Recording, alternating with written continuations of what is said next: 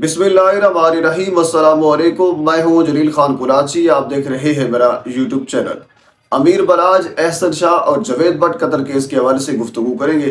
कुछ इंतहाई अहम तरीन डेवलपमेंट सामने आई है, वो आपके सामने रखनी है। सुलह के हवाले से बहुत कुछ हो रहा था। बहुत से लोग ये दावा कर रहे थे कि 80% सुलह हो चुकी है, लेकिन आज मैं आपके सामने रखता हूं कि अब मामलात कहां तक पहुंच गए हैं।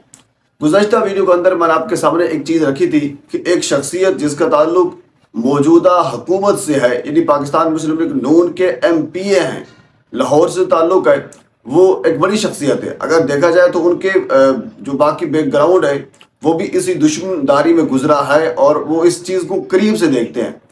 उन्होंने दुबई में जाकर अमीर मसहब से मुलाकात की और मुलाकात के अंदर जब सुलह की बात की तो अमीर मसहब ने वाज़ेह तौर पर उसका इनकार किया कि हमने ये सुलह कभी नहीं करनी।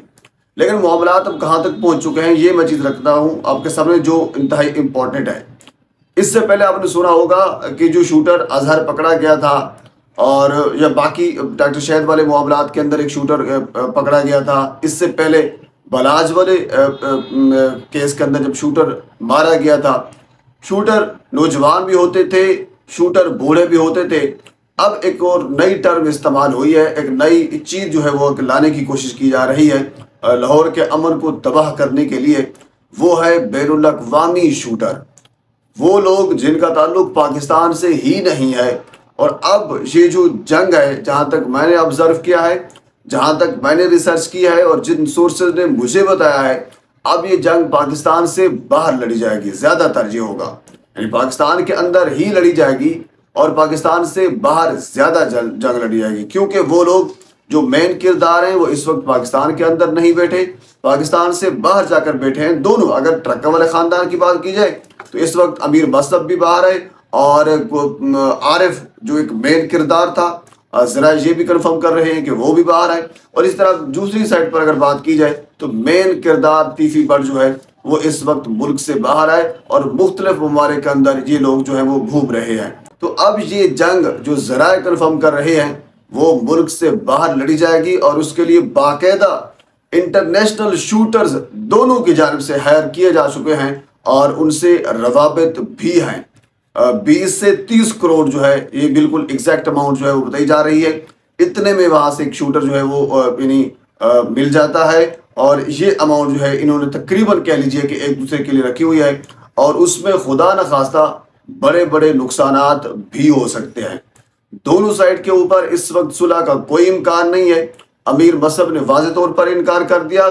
तीफी भट्ट साहब जो हैं वो पहले से सुलह के कभी हक में रहे ही नहीं है, ये उनका पिछला एक ट्रैक रिकॉर्ड है, आप यूँ कह सकते हैं।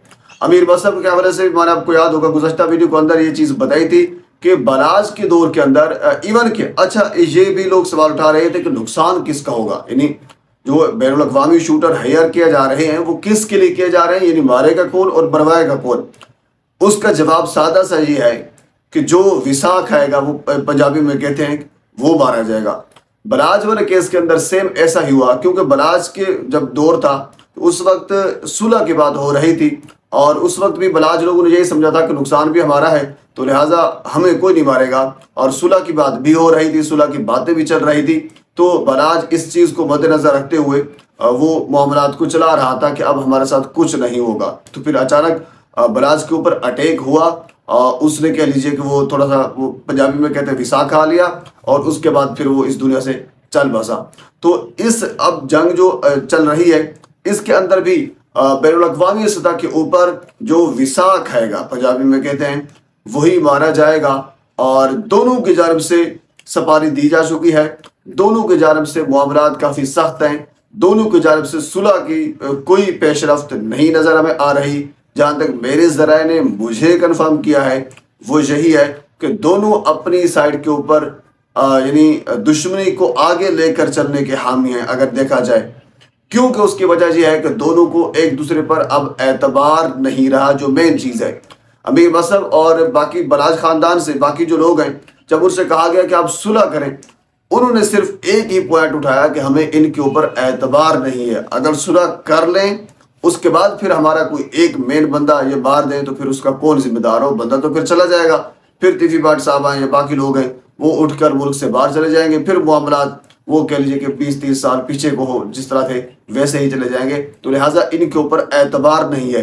तो इसी तरह तीफी भट्ट भी, क्योंकि पुराना गुनाहगार एक टर्म इस्तेमाल होती है, उनको बाकी किसी के ऊपर एतबार नहीं है। इवन के जब एक सीनियर पुलिस अफसर ने तीफी भट्ट साहब से ये कहा कि आप बलाजबल केस के अंदर आप क्लियर हैं, गोगी भट्ट साहब तो पहले क्लियर से, आपको याद होगा डीआईजी इमरान किशवर ने यह कहा था कि गोगी की हद तक मामला क्लियर है, मामला सिर्फ तीफी भट्ट की बात पर आ रहा है, लेकिन एहसन शाह का इनकाउंटर हो गया, शूटर वहां पे मारा गया था। अब उनकी हद तक भी अगर कानूनी हवाले से बात की जाए तो मामला क्लियर है, वो अपने आप को तफ्तीश के सामने पेश करके अपने आप को क्लियर करा सकते हैं। एक आला अफसर ने तीफी भट्ट साहब को ये कहा, लेकिन तीफी भट्ट साहब वो एक टर्म इस्तेमाल होती है कि पुराने गुनाहगार हैं, वो कभी पेश नहीं होंगे, और ना ही उन्होंने ये फैसला किया कि मैं पेश हो सकता हूं। हाँ, बिल्कुल इस चीज के अंदर कुछ हद तक सदाकत है, और जरा इस चीज को कंफर्म कर रहे हैं कि तीफी भट्ट किसी हद तक पाकिस्तान आ सकते हैं, लेकिन वो शामिल तफ्तीश नहीं हो रहे, वो पुलिस की कस्टडी में कभी नहीं जाएंगे। ये उनका हमेशा से ट्रैक रिकॉर्ड रहा है। वो इंटरम बेल ले लें, वो जमानत करा लें, जो कुछ करना चाहें वो कर लेंगे, लेकिन शामिल तफ्तीश पुलिस की कस्टडी में कभी नहीं जाएंगे। ये जो है इस चीज के हवाले से जो मेरे जरा है वो कंफर्म कर रहा है। अच्छा, अगली खबर इंतहाई आम है, वो है कैसर भट्ट साहब के हवाले से। गुज़श्ता वीडियो के अंदर भी मैंने छोटी सी खबर आपको एक ब्रेकिंग न्यूज के तौर पर दी थी। कैसर भट्ट साहब इस वक्त पाकिस्तान के अंदर मौजूद नहीं है। आपको याद होगा कैसर भट्ट साहब FIR के अंदर एक हाई प्रोफाइल केस है जवेद भट्ट साहब का, जिसके अंदर अमीर फतेह और कैसर भट्ट नामजद हैं। तो कैसर भट्ट साहब अब जरा ये कंफर्म कर रहे हैं, आप FIA से, इमिग्रेशन से जाकर ये कंफर्म कर लें कि कैसर भट्ट साहब कहाँ पे मौजूद हैं। कैसर भट्ट साहब इस वक्त दुबई के अंदर मौजूद हैं, अमीर मसहब भी वहाँ पे मौजूद हैं, तो ये दोनों वहाँ पे इकट्ठे मौजूद हैं। लेकिन सवाल, एक बड़ा सवाल या निशान ये होता है, बस सिर्फ सवाल नहीं, एक बड़ा सवाल निशान ही पैदा होता है कि क्या कैसर भट्ट साहब का नाम ECL में था, तो उसके बावजूद वो पाकिस्तान से कैसे गए, जैसे सवाल निशान मौजूद है। जाहिर सी बात है, जो भी मामलात हों, जो गो के शूटर्स ने उनका नाम नहीं लिया, लेकिन एक बंदे का नाम एग्जैक्ट कंट्रोल लिस्ट में तो था ना, कम से कम इसका कह लीजिए कि वो जवाब तो होना चाहिए कि पाकिस्तान के इदारे इसका जवाब दें कि वो एक बंदा जो हाई प्रोफाइल केस में नामजद है वो पाकिस्तान से बाहर कैसे किया। एक सवाल निशान है। कैसर भट्ट साहब अच्छे इंसान हैं, नो डाउट, उन्होंने अपनी वजाहत दी है, नो डाउट, शूटर्स ने उनका नाम नहीं लिया, नो डाउट, लेकिन ये एक सवाल निशान जो है मेरे ख्याल में एक सामने आता है। बल्कि इस पर आप मजीद भी डिबेट कर सकते हैं। लेकिन इसके साथ आपको याद होगा कैसर भट्ट साहब के हवाले से जब ये कहा गया था कि उन्होंने मुलाकात की है एक आला अफसर से, और उसके बाद फिर DIG साहब ने, इमरान किशवर साहब ने ये कहा था कि कोई मुलाकात नहीं हुई। मैंने गुज़श्ता वीडियो के अंदर भी आपको ये कहा था कि DIG साहब अगर ये कह देते हैं कि हमारी मुलाकात हुई है, तो फिर वर्दी उतार कर एक साइड पर रख देना, तो फिर तो बात खत्म हो गई। यानी एक बंदा जो FIR के अंदर नामजद है और 302 का वो केस है, आपने उनको गिरफ्तार करना था, आप उनसे मुलाकात कर रहे हैं, ऐसा कैसे हो सकता है? ऐसे कभी भी ऐसी चीज को कोई भी पुलिस अफसर एक्सेप्ट नहीं करेगा, कहीं नहीं मानेगा। मैं कहता हूँ सर पे कुरान उनके रख दें, तब भी DIG साहब जो इस चीज को नहीं मानेंगे कि कैसर भट्ट साहब की हमारे से मुलाकात हुई है। लेकिन हमारे जरा ये कहते हैं कि कैसर भट्ट साहब की असरार भट्ट साहब थे और कुछ सियासी शख्सियात भी थी, उनकी पुलिस के एक आला अफसर से मुलाकात हुई है और उन्होंने यकीन दहानी करी है कि हमारा इस केस से कोई ताल्लुक नहीं है। बिल्कुल कैसर भट्ट साहब का इस केस से ताल्लुक नहीं होगा, वो वजाहत भी दे चुके हैं, वो सारी अपनी जगह पे चीजें मौजूद हैं। लेकिन उनका पाकिस्तान से जाना एक सवाल निशान है। और अगर उन्होंने मुलाकात की है, कि अगर का लफ्ज़ मैं इस्तेमाल कर रहा हूँ क्योंकि बहुत से जो पुलिस अफसरान है वो उस चीज़ को डिने कर रहे हैं, लेकिन हमारा दावा यह है कि उन्होंने मुलाकात की है, इसके ऊपर भी एक सवाल निशान मौजूद है।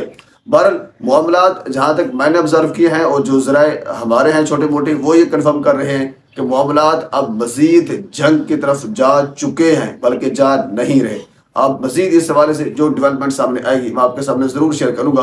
एक मरतबा आपसे गुजारिश है मेरे चैनल को सब्सक्राइब कर दें ताकि आने वाली हर इंफॉर्मेटिव वीडियो आप तक पहुंच सके। अल्लाह हाफ़िज़।